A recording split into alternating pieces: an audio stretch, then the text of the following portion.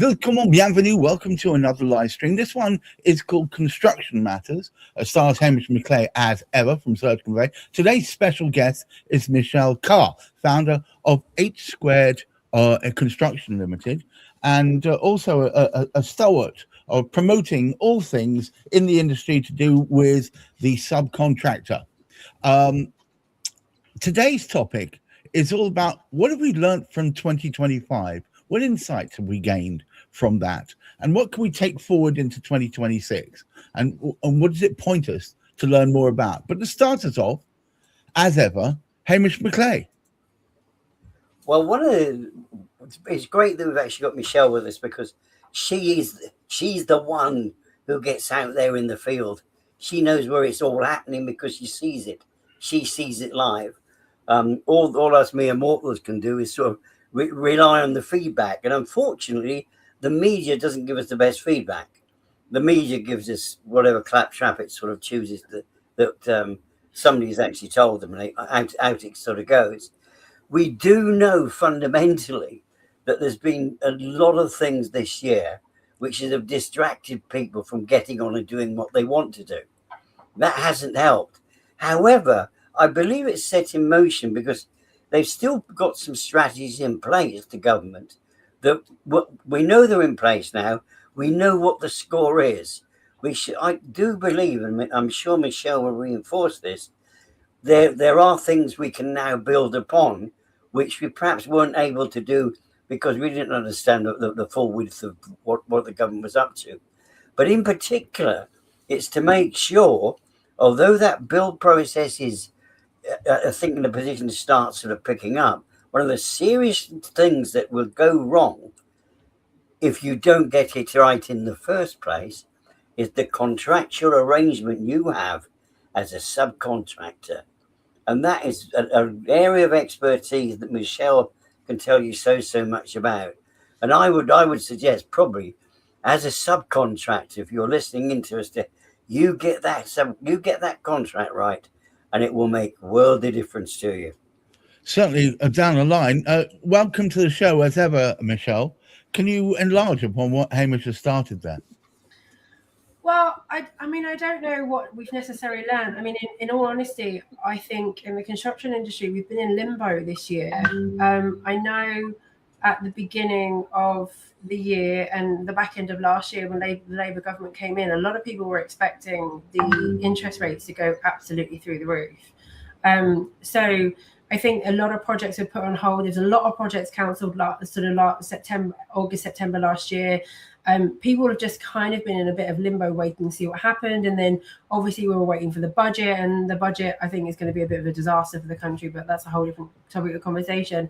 I think, unfortunately, there's been a record number of companies going bust this year, and some of them really well established, and there's all this thing with bounce back loans. And I think what's become clear is that the Labour government do not understand the construction industry. That is very, very clear. They've not been able to deliver any of the things that they've promised. And also the things that they're trying to put in place just aren't going to work with how the industry works. I mean, my biggest concern is the amount of labour that we're going to end up having by April 2027, July 2027, because in April 2026, they're bringing in this new system where subcontractors or self-employed people need to do quarterly returns, and they need to do everything online.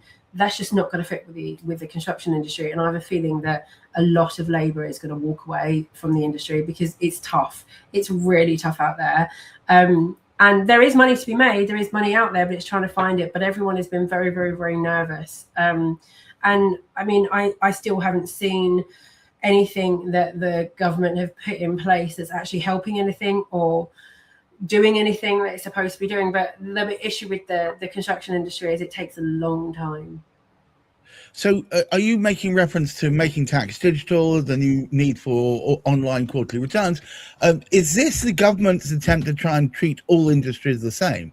And of course, the construction industry for many years has worked entirely differently to many mainstream businesses. I'm no expert on tax, but I have my theories. But I kind of saw this coming a long time ago, and I think part of the whole COVID SEISS grants and all the rest of it, there's many people that haven't been declaring their earnings properly for years. I think it's all part of the control, but that's a whole different, nothing to do with construction, that's a whole different topic. Right.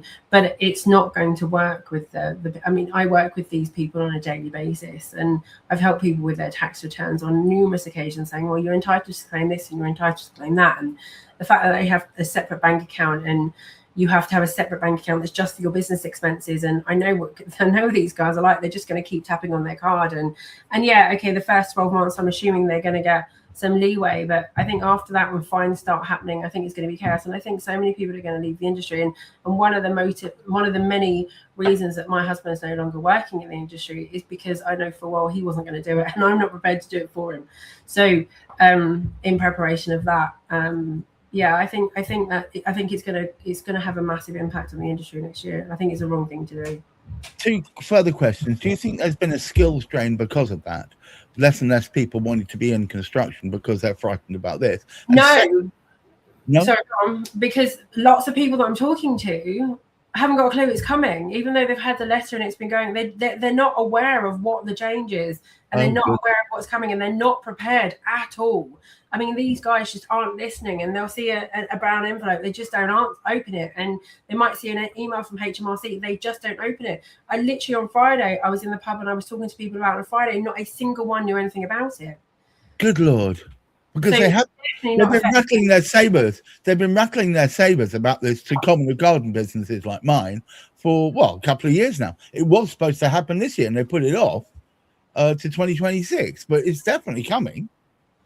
So yeah, I'm nervous about how that's going to affect the industry. I mean, it may be the fact that you just have a load of people that are setting up limited companies, and obviously the only reason you have to do more returns if you're VAT registered. If you're not VAT registered or you're not on that threshold, then you go back to the annual returns, but you've still got the 9 months after your business. And I think more limited companies will come, but then lots of people don't understand how a limited company works, the differences between self-employed and being a limited business, and the fact that you need accountants, and it's a totally different role being a director. So I think it's going to cause carnage, and I can't see it being good.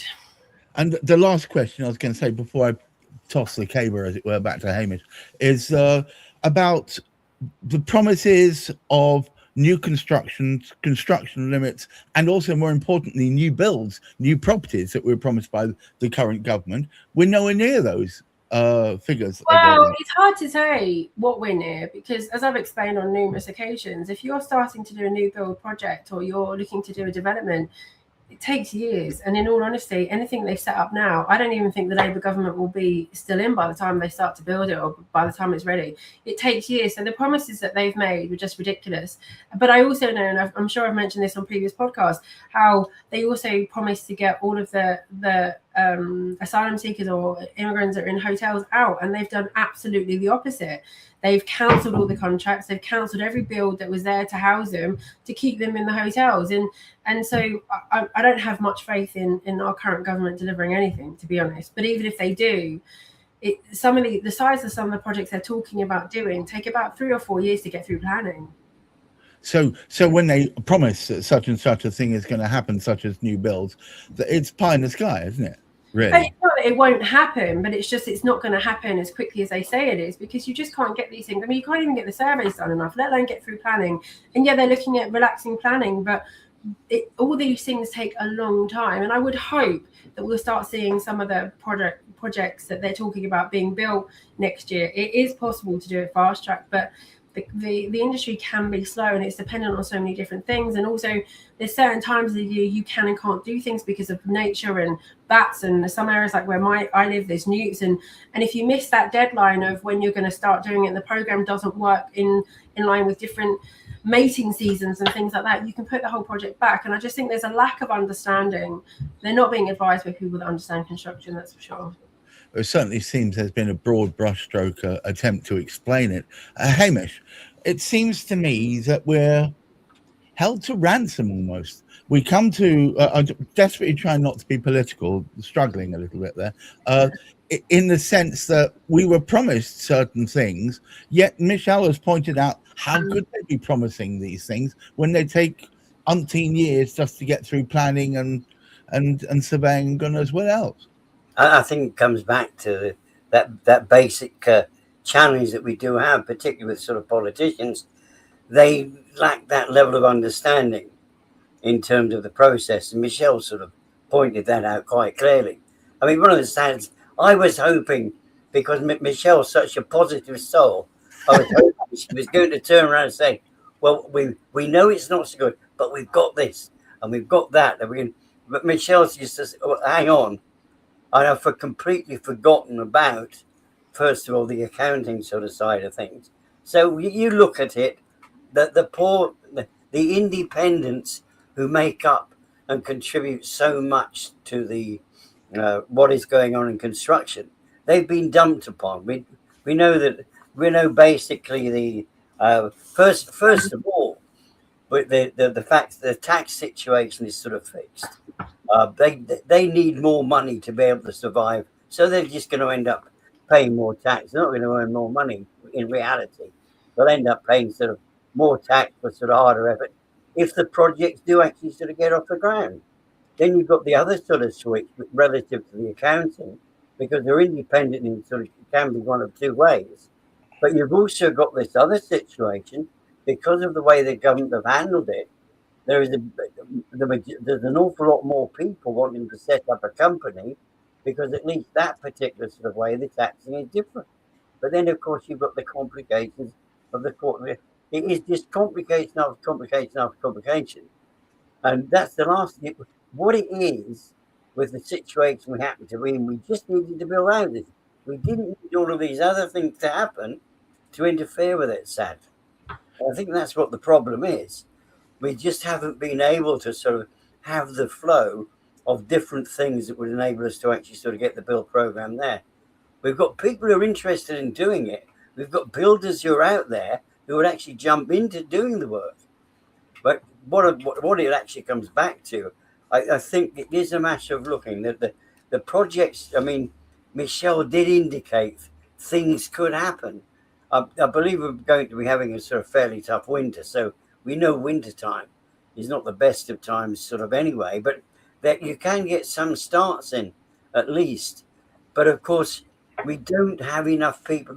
The planning has changed to the extent that they can actually put a lot more places. They get more sort of planning approved in the first place, or the outline planning. But after the outline planning, you've then got to go through the next load of phases. And of course, if you haven't got enough people who are involved to looking, they don't have enough people in planning countrywide. End of story. To get the right things together first time round. So so I think it will be a slower takeoff next year. No matter what people want to do, it'll be a slower takeoff. It's not really going to help the construction industry. I don't know if there's anything positive you can actually pull on, Michelle. I was going to say that. I mean, you almost were on the verges of saying something positive earlier, and you said that if they could rush it through with the new changes to restrictions on planning, maybe they can get going, and perhaps we could have construction next year, and some of these building targets could be realised. Is that fair? Well, I think that the money's out there. There's lots of people with funding that are looking to invest. There's lots of people that want to invest in the construction space, that they want to do these buildings and they're prepared to upfront the money. And we've also got stability in interest rates, which makes a big difference. They've lowered us a little bit. I mean, they could do with coming down a little bit more because it obviously makes it more financially viable. But what I think the projects are coming to fruition, and that's amazing. And there is money out there. There's people looking to pay for these or support or invest in these projects, which is great. It's unfortunate that obviously the construction industry's had a hit, and maybe if some of this money was available this time last year, then maybe we might not have lost as many, but who knows? It's hard to say because you can't tell why they've gone bust necessarily. But I do think there's positivity out there. Just my concern is that whether or not the people stick around in the labour force to deliver them. I mean, whether or not the government's trying to push self-employed people into PAYE, but companies just can't afford to have them on PAYE with the way that what they're charging with in NI and poison I and all the rest of it. So I do think they need to be a bit more realistic about what impact this is going to have on the industry. And yeah, I'm hoping the projects are going to be there and everything's going to be there, but I'm just concerned about whether the label force is going to stick around. I just want to acknowledge we've seen a whole bunch of new watchers on YouTube and X. Thank you very much for joining us. This is a channel today that we are joined by Michelle Carr. Michelle Carr is a QS of some note and can maybe answer any of your questions. If you want plenty of questions in the chat, please, we'll put them to her straight away because we'll be closing this chat down in about 2 or 3 minutes. So please do get them in now. I noticed that at least one person's had a good laugh at a couple of things you said, Michelle, but agreeing with you, I believe. But I just want to note that this is an ideal opportunity. If there's something that's confusing you about the construction industry, or if there's an issue with where you think we should be as opposed to where we are, please do raise them now. Hamish, it seems to me that we're forever striving for better standards. I mean, let's face it, in the Cladding Matters podcast on Friday, shameless plug at 1 p.m. on Friday, we'll be talking about all things cladding, but also about further about construction and perhaps laxity in construction, talking about that then. But it seems to me that the more we talk, things aren't really changing. Well, I mean, Michelle, again, put a finger on that aspect of it. Is we have a government that have said they are going to do this, they are going to resolve this, this will happen by. And it's not just to do with the building industry, it's not just to do with what's going on in construction. I mean, it's this sort of particular sort of thing. It's a little buzz here. I think they want to make a positive announcement every week. I mean, when they first came to back, there was something to do with the construction industry, something to do with building progress and all of that. Something every week was coming up in Parliament with discussions after discussion after discussion. And of course, they're still trying to improve conveyancing, all linked up with it. But none of these things have actually been put in place. It's all discussion, which does link up with what Michelle was saying. Hey, look, you've got to get these things, because we've been speaking about some of those. You do look in some of the articles, some of the what's going on in the construction industry, and you see, right, outline permission on this one, another 200 houses here, another 400 there, another 650. However, we don't have the infrastructure at the moment to get all of that sort of up and running through the local councils. They haven't created better provision. I think this was something which came up as well. They were going to, one of their targets was to get in another 300 people throughout the country to support planning, planning officers in all of these councils. But when we actually sort of think, well, there's 300 councils, there's 320 councils.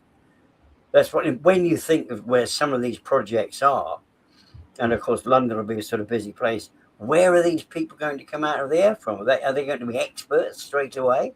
No. I'm not sure they are. Michelle, would you speak to that a moment before I get Hamish to summarise and finalise? What about the additional people in the council? I mean, ultimately, if you're saying there's 300 extra people, we've got 320 different councils. That's not even a whole person per council. I don't know whether they're going to spread it differently. But yeah, it takes time to train those up. And actually, recently, I've met some people that have left planning and have gone to work and set up consultancies because they're sick of the way it works and that they're overworked. I mean, I've had planning permissions for changing.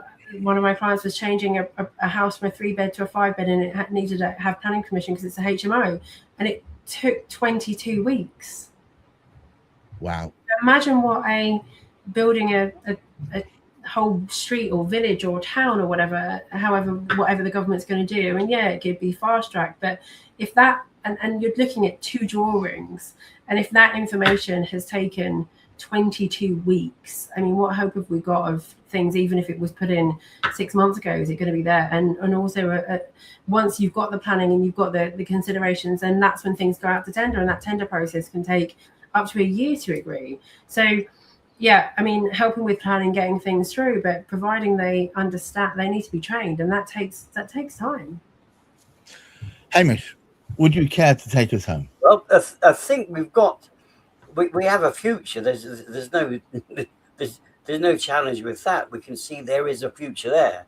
However, do we have available at the moment for it to get off to that? It's that quick start.